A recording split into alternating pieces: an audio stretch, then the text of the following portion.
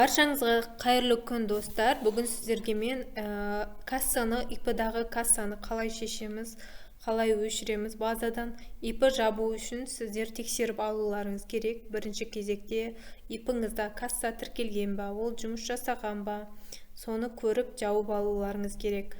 Ол касса кабинет налогтан өшкен кезде барып жабуға жіберетін боласыздар. Менде касса Транстелекомға тіркелген ақылы касса, бұл ЭЦП кілт пайдаланамын. Себебі біз осы кассаны жабу үшін міндетті түрде ЭЦП кілт керек болады. Ход деп ЭЦП кілтпен кіреміз. Мінекей біз кассамызға кірдік. Ендігі кезекте біз кассаны кассы деген бөліктен зарегистрированные КГД деп тұрады. Осы жерден біз смотреть батырмасын басып, кассамызды шешетін боламыз. Бұл жерде снятие с учета КГД деп шығып тұрады. Осыны басамыз.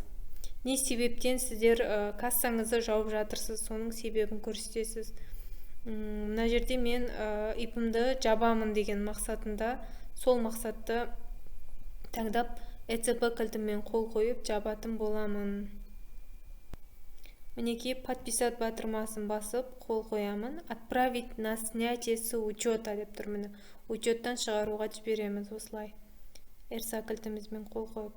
Обработке болып тұр. Обновить деп болса обновлениені басып отырамыз. Күтеміз. Бір күннің ішінде сіздердің кассаларыңыз жабылуға міндетті.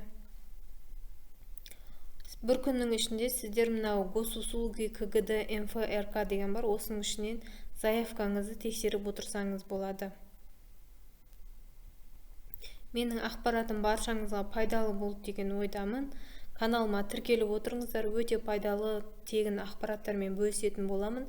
Яғни жеңілдетілген мемлекеттен берілетін қайтарымсыз гранттар мен несиелер бойынша декретке миллионмен барлық осы бухгалтерлік есеп бойынша, салық отчеттары бойынша, ИП ашу, ТО ашу, оны жүктеу, оның құжаттамасын қалай жүргізу, барлығы менің каналымнан көре аласыздар.